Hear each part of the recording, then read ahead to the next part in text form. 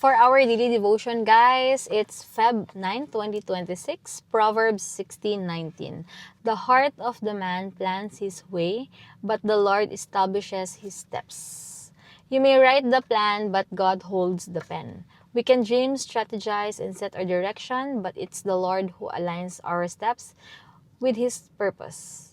Trust the detours, embrace the process. His way is not just better, it's perfect. Kaya totoo to guys, kasi nung time na 2022, kasi 2023 si Heinz na brain surgery, every year na lang talaga nagmi-meeting kami. Ito yung plano natin, ito yung isi-save natin for this month, ito yung mga goal natin and all, ganyan-ganyan. For this year, ganyan.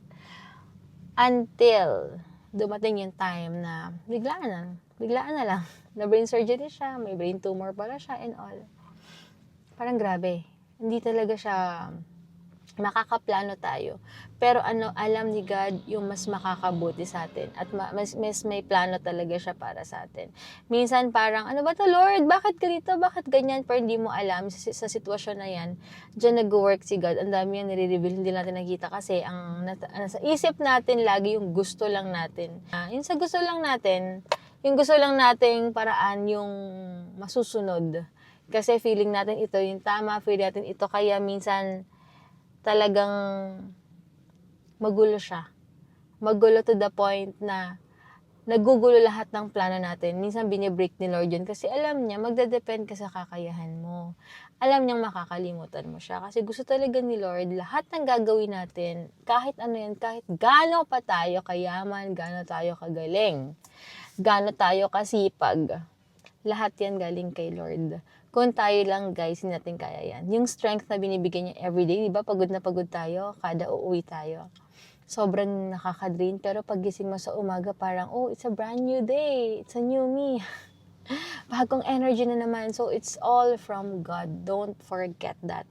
Hindi, dati sinasabi ko na, pareho ako ng ibang tao na, hindi, deserve ko to kasi pinagpaguran ko to, ganito, ganyan. Wala tayong deserve sa mundo, guys. Kasi yung ginawa ni God na sacrifices for us, so kulang-kulang pa yun sa ginagawa natin. O yung pagsasacrifice niya, kulang pa yun sa ginagawa natin. Kaya wala tayong deserve sa mundong to. Kung ano man pinagpapaguran natin or what, yun lang, deserve din natin minsan na magpahinga ka rin kailangan. Pero hindi natin i-own na parang, galing to sa pagod ko, galing to sa ganito, kaya deserve ko to. Wala tayong deserve sa mundong to, guys. Kasi pinagbayaran ni God lahat ng kasalanan natin. Imagine yung sacrifices niya sa atin. Tapos ganito, feeling entitled na tayo. No. Huwag natin kakalimutan kung paano nag-sacrifice, ibuhin natin si Lord. Kung ano man yung tatamo natin ngayon, way niya yan para maging blessing din tayo sa iba, hindi para sa sarili natin. So, yun lang.